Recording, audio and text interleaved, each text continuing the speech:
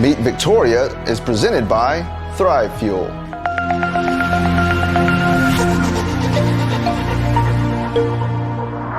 Welcome to Meet Victoria, where we'll get to know the people, businesses, and heroes that make this community special. I'm Caleb Shaw, owner of Shaw Realty and your host. Now let's go meet Victoria.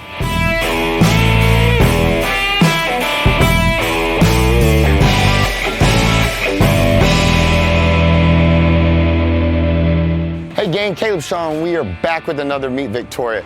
This one is special to me, guys. Today we are meeting some heroes. We are meeting some heroes that hopefully you never have to meet, because if you're meeting these guys, sadly, it's probably going to be the worst day of your life. But that being said, that's where these heroes shine. They risk it all. They risk their life. They give up their time. They sacrifice. They do all that to save you. Guys, today we're going to meet the heroes at PHI Air Medical. These are the guys, when you need it the most, that come through and save you. Let's go inside and meet a few heroes today. Joel. Hey. Caleb Shaw, brother. Joel Covey, nice to meet you. Thanks so much for having us, brother. I cannot tell you how excited I am for this. You know, to get the behind-the-scenes tour, the Bat Cave, so to speak. You know, I'm excited for that. I'm excited to learn what you guys do. Also excited to get on that chopper. But before we do, can you show me around? Teach Absolutely. me a little bit? Welcome to our base. Come on Let's in. go, man. All right, guys, we are back. We are here with Joel, and we are very grateful. Joel, start at the beginning with us, man. Introduce yourself, tell us what you do, all that good stuff. All right, hi, my name is Joel Covey. I'm a flight paramedic here at PHI Air Medical right in Victoria, Texas. I've been a paramedic for almost 10 years. I've been flying a helicopter for almost 6. Just a little bit about the requirements for both nurses and paramedics. So we fly with a pilot, a nurse, and a paramedic every day. And for each of us, we're required to have at minimum 3 years of experience working either on an ambulance in the ER or ICU, respectively. And that's before you can even put in for the And that's aircrew. even before you can apply. Okay. And that's so everyone has a good foundation knowledge of the job that they do and brings that experience to here. I was a paramedic for about 4 years before I started flying. And, you know, it's just something else that just added on and has made me better. I am actually from North Texas. I was where I grew up in North Texas, and I've slowly just kind of moved my way down here. And my fiance is a flight nurse also. She lives right here in Victoria and is from Victoria. And this is a great little town. I'm proud to be here. I'm proud to be serving the community.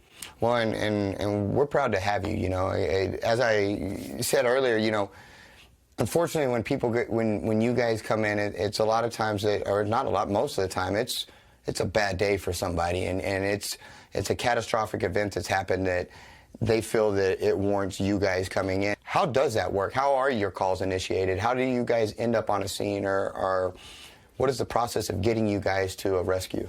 So there are two types, generally speaking, of calls that we do. One is hospital to hospital. So going right here from Citizens to either Houston, San Antonio, Austin, we take hospital to hospital transports. And that's to get them to a bigger hospital for more specialty care and to get them, you know, to get somewhere where they can get better. The second type is what we call scene calls. And that is whether it be for a car wreck, trauma, somebody fell, cardiac, whether they're having a heart attack or a stroke. We go out to the field with an ambulance where the ambulance is that calls for us. And the way we do that is, you know, when 911, you call 911, they get a call, and the ambulance will respond, or the fire department will respond to you and say, you know what, we need a helicopter to get this person to the right place faster.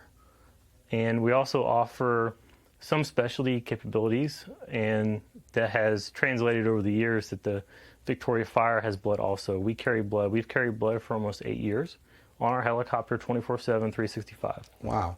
Does it stay on the chopper, or do you guys, when you go out there, you take it with you? So we actually have a blood fridge. It's specifically for blood and tissue, and we keep nothing but blood in there. And it's here 24/7, and when we get a call, we get our supplies, we get our equipment, and get our blood, and then go to the helicopter. So I'm guessing you have all the different blood types in there, because you, of course, wouldn't know what you're rolling up to just yet, I would assume. No. So we carry the O neg or O positive. For years, we've carried O negative because that is a universal donor. Gotcha. And now we carry low titer O positive whole blood. The difference is, generally speaking, blood is separated out into different components. Okay. So you have PRBCs, you have plasma, platelets, all that. Well, whole blood is whole blood. It's everything. So that is the best, especially for trauma patients. It has been proven. The military has been doing it for years, using whole blood.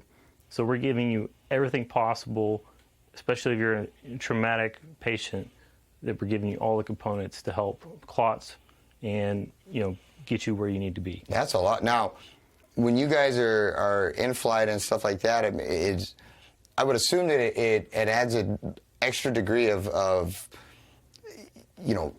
difficulty to the job, because I know, just laying in a hospital bed or trying to work on somebody, if they're moving, if they're in pain, if they're, writhing and stuff like that, that it can be difficult. I can imagine if you're dealing with all those same scenarios and you're airborne, and the motion of the chopper and the stuff like that. I mean, it seems like to get that same shot or IV or whatever the case may be, man, you got to be a little bit more, think about what you're doing there, because you're all in motion and moving. And, yes. and how did you find the difference of being air crew versus, being on an ambulance or something? Was it night and day? Was it two different worlds? It is two completely different worlds. Being on an ambulance, even though the ambulance seems small to a lot of people, you get in an aircraft and it's even smaller. And it does take some skill and some things you learn over time, and a lot of it, we have to take care of before we put the patient in the helicopter, to make sure we're ready to go and we don't have to do some stuff en route.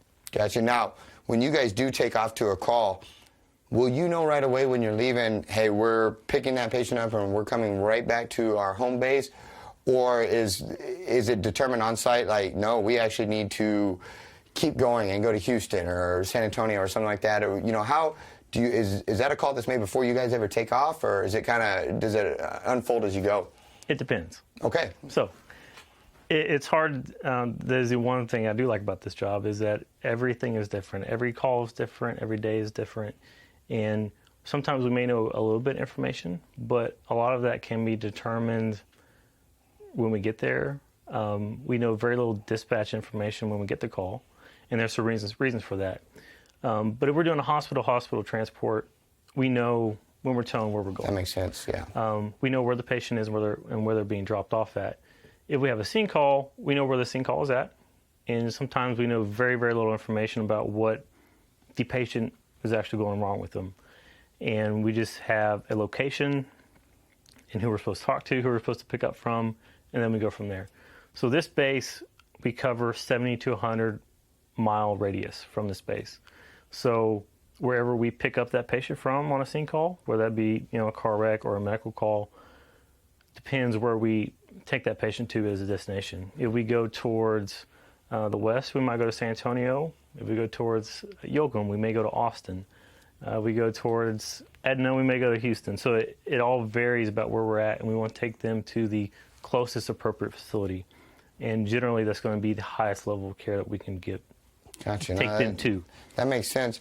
What about, I'm going to change topics a little bit on you here. And I know one of the things in the military, my brother's a former Navy SEAL and stuff like that. And one of the things that's hard for those guys is the trauma that they see on a daily basis, because they have their objectives, they have their missions, but a lot of times it was seeing their buddies get shot or, stuff like that where they really struggled when they came back. I'm sure this, again, the fact that you guys are going in because it's hit a certain degree of just bad, and emergency level, and my heart breaks for the guys that, I know sometimes it's hard to go home and lay down your head and close your eyes because you're replaying what you saw and stuff. Absolutely. And is there anything like is there anything that us from the outside that we can do to help our heroes, to help, you guys, the paramedics, the people that on a daily basis have to deal with just severe trauma? Is there anything we can do from a civilian aspect to back you guys, to support you guys, or just to let you know you have people in your corner supporting you? Is there anything we can do? There's definitely something, and it doesn't matter whether me being a paramedic or me being an air medical, it's all of us. It's fire, EMS, police. We all deal with things, especially in this day and age, that are horrific, and people didn't deal with 10, 15 years ago. everyone deals with things differently, but being kind and compassionate and understanding to those people and being there for them, being an ear to listen to their needs, or just to let them talk about them and their lives and their jobs, and being there for them. Gotcha, man. That's awesome, and thank you. I know I kind of drifted out of that, but I felt it was important to kind of get that out, and you know, for people in any of those other career fields that you just mentioned, and that if they are hurting or whatever, just to know it's okay to reach out, you know, and that nobody's going to stigmatize them, and if they do, shame on them, you know, and so a few more questions about the chopper, then I'm excited to get out and see it. You said you guys have about a 70 to 100 mile, that's your circle, your range. How long would it take, you know, and again, I know there's 25 variables in what I'm about to ask, but a lot. Let's say we ran out there and you guys had a call at 99 miles away and clear weather, you just wanted to haul butt and get out there, you know, roughly, how long does it take you guys to get 100 miles or so? Generally, what we say as a rule of thumb is cut it in half. Okay. So 120 miles an hour, it would take us roughly 50 minutes. Gotcha. The helicopter we're going to go look at is the EC-135. So it flies, generally speaking, about 130 to 150 miles an hour. And again, there's tons of variables to that. So you can cut it back a little bit, but generally, you know, cut it in half, cut the distance in half. And the benefit of the helicopter, of course, is we can fly straight line of sight instead of having to follow a curvy road or... As the crow flies, they say, or whatever it is. Absolutely. Yes, sir. So that makes a huge difference. You know, we can get from here to San Antonio much faster than driving, or here to Houston. Earlier we talked about, you know, you do your time as a paramedic and all that before you come over here. What is your average day? Like, are you 10 days off, 1 day on, 24, you know, what's your average, all right, today's my day to come into, how's it go? You know, what's a typical couple days for you, or a typical week, so to speak? So we work 24 hours shift, and we're on a rotation basis, and it's a little complicated, but you know, we're on 24 hours, we're off 24 hours. We work a couple days in a row, and then we have a period of time off. And that's just one schedule that we work, and every company may be different in how they work, but a lot like you're familiar with the fire department, we have a base here. You know, we have beds, we have a kitchen, we have a living room, and we get time to relax. You know, that's a big thing about being safe. We have time to take a nap. We do some training, make sure our skills are up to date, we're current, and we're ready to go for the next call, and sit here and be ready. Gotcha. No, that's great info, and I think that rest is important, because every time you go to something, it's like you're not going out to just, you know, hey, let's go pick somebody up, we're going to go to the movies, and then, you know, it's a high stress situation that you're going into every single time. Huge adrenaline dump. Yeah, and that's no joke. Those things hit you afterwards, and you're about done. So we've gone through kind of what it takes to get here roughly, you know, all that. You're here 24 on, 24 off, all that. So when the call comes, and all right, Joel, here it is, we got to go. What's the routine of events? You grab your gear, you grab a bunch of stuff, y'all head out, or how does it kind of unfold? So our general rule that we try to follow is being from dispatch to in the air is under 7 minutes. Okay. Which seems like a long time, but the process, there's a lot of stuff that has to go on. So we atone, our pilot has to check weather, depending on the day, and we have different statuses for the weather to make sure that we're flyable, make sure we're good to go. We get all our equipment, we get our blood, narcotics, we go to the aircraft, we pull, you know, any shore power, anything else off the aircraft that we may need to, air conditioner in the summer, and we do our walk-arounds. Safety is always number one, so we do a walk around the aircraft, everyone does, make sure there's nothing loose. We don't have any loose connections, any loose fasteners, that once we take off, nothing's going to happen. And we do our walk around, we get in, and our pilot fires off, and we're on our way. And you said, and I'm sorry, you told me this already, typical crew is 3? Typical crew is 3 people, so we staff a pilot, a nurse, and a paramedic. Okay, roger that. Is there anything else? I'm about done with my questions for now until I get going on a whole new set, but anything I'm forgetting before we head over and start doing the cool stuff, looking around, seeing everything? Is there anything I'm forgetting, or anything you want to let us know about, or are we good to go start looking at the chopper and stuff? You can tell I'm excited a little bit, huh? I think we're good to go. Roger that. Well, let's go see the chopper. We'll be right back, guys. Hey, gang, and we are back.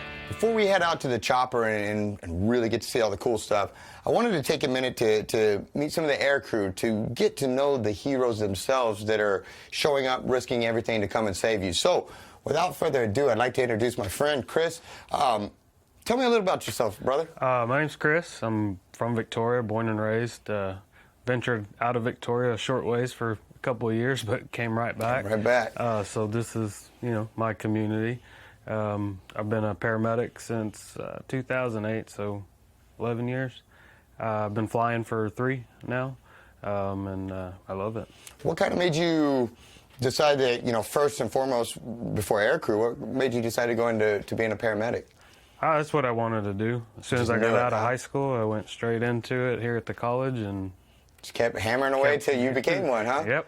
It's the way to do it. And of the two, again, I know it's apples and oranges, 2 different worlds. And hopefully I don't get you in trouble with your current crew, but of the two, I'm sure they're both different adventures every single day, but what do you like better? Just a random question. I like flying better. Gotcha. See some really sick patients, and you get to do it high up in the air really fast. Flight suits are a lot better than having to iron other stuff and put that on. Well, I know they're really hot in the summer, and they're really cold this time of the year. So that's a good point. And I never looked cool in mine. When I was in the military, we had the green ones, and I wanted that Tom Cruise look when I went out and put the glasses on and look all tough, and I looked more like Gumby, and it didn't really play. And so luckily you guys get cooler ones than what we got and stuff, because I never made Gumby look good. So it wasn't good for me. But so you're a paramedic on the aircraft. What are your duties? Again, I know you guys, when you go out, you each do a pre-flight inspection and stuff like that. But once you're airborne, and I know the mission dictates, so this is one of those answers with 100 different answers probably, but on average, what's your average mission when you go out? What are your responsibilities? So the cool thing about here in Texas in our company is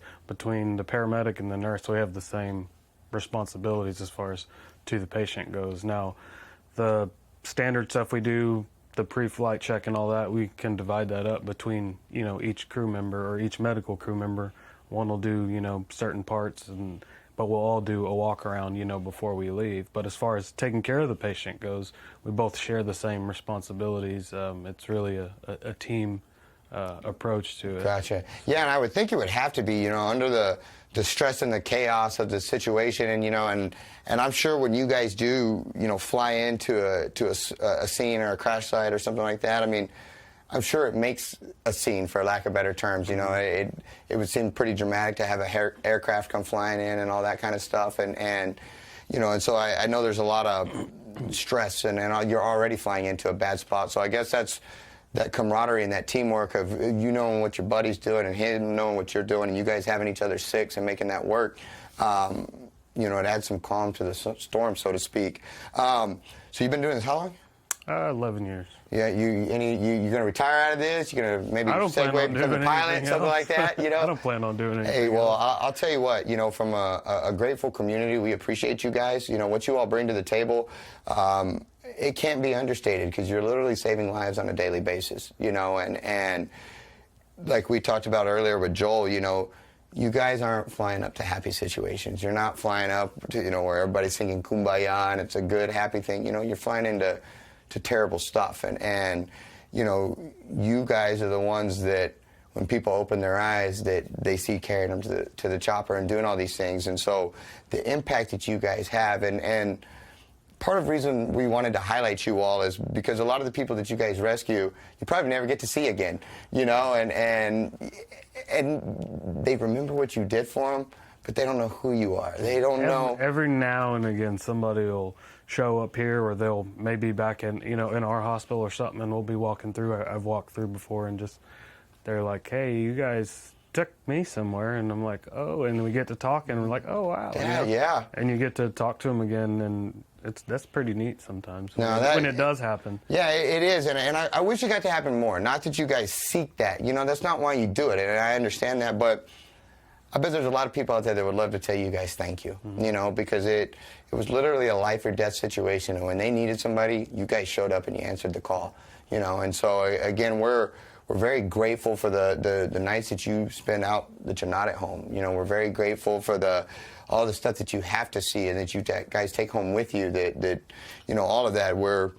I just can't stress it enough how much we appreciate you, and I want you all to know the impact that you have, and that you're appreciated, and that people sincerely care for and appreciate what you're doing. And so thank you for taking the time to sit with us and meet with us and letting us come into your world. And more importantly, thank you for saving people. You know, again, you guys, you don't do it for the praise, but you deserve it, you know. And so thank you so much. And you're going to be out there on the aircraft with us here? Oh, yeah. Outstanding, outstanding. That's mine today. Roger that. All right, gang, we are back. And this is where inside we got got to meet all the cool people. Now we get to meet or see all the cool stuff that they actually operate and make happen. On that note, you know, what's it actually called when you go out to do one of these rescues? When you go out to what's the mission called? Is there a special name for this, or is there? So a lot of times it's called airlifted or air transport, medevac, which is more of a military term. You know, a lot of local people, just because of companies who have been here 30 plus years, Halo Flight, Life Flight, Care Flight in Dallas, is commonly referred to as the terminology for what happens. You know, my company happens to be PHI, but there's Air Evac, there's multiple other ones too. We all do the same thing, and it's just a generalized term. Gotcha. So in other words, brand names have kind of become generalized and generic to a degree where, you know, I've been guilty. I've probably said it 10 times today. You know, Life Flighting or Halo Flighting, all that. So that's an actual brand name. That's not just okay. Yeah, well, that's and good. That's places who have been around for 30 plus years, so they're very respected and they've built a name for themselves for what they do in their area. Gotcha. So then you guys generally say airlifted or something to that effect. Gotcha. Now, what is this aircraft that we're on today? What is this helicopter? So we can show you a little more, but this is the interior of a Eurocopter EC-135. It's a P2 Plus for any aviation geeks out there, which is one of the variants of the EC-135. Is this, comparatively speaking, because I'm sure you guys have there's different choppers, there's different aircraft. Is this a big one? Is this a small one? You know, just us sitting here talking, it's really mind-blowing to me. And we're missing some stuff. Exactly. Like we don't have the gurney in here. We don't, you know, and that's why I'm really just trying to wrap my mind around what all you guys do in here. This is what you would call more of a medium-sized aircraft. This is one of the primary two types of aircraft PHI uses in Texas. We also use a Bell 407 primarily across the state at our other bases. And that would be still a smaller aircraft, but they all have trade-offs, right? So this is a twin engine. It's certified for RFR flight, which basically means we can fly like an airplane. Okay. We can go into the clouds, and Houston Center or one of the larger international airports actually guides us from airport to airport. Wow. What is y'all's normal kind of, and I'm sure everything with you guys varies, but normal cruising altitude? Like if you know, 6 out of 10 times, we're going to fly at this altitude or what have you. So normal VFR rules is, and again, there's variants. Right. The rules are 803 and then 1005 at night. So that is the cloud ceiling level. Okay. How high it has to be for us to fly. And we have the freedom where it's not if it's this, you must go. Safety is, again, number one. So if you don't feel safe not going because of how it looks outside, or you get up and it's just, you know, it just doesn't look right, you have the absolute capability to say, you know what, no, we're not going. And I know that's difficult for us to say that we're canceling on a patient, you know, but we want to make it home. We want the patient, and we want everybody to be safe, and you know, we will do that to make sure everyone stays safe. And as hard as that decision is, I'm okay with you guys making that, though, because, you know, if the rescuers become in need of being rescued. Let's walk that scenario through. Let's go worst case scenario. Say you guys make the decision to press in bad weather, and God forbid something happens. Who rescues you guys? You know?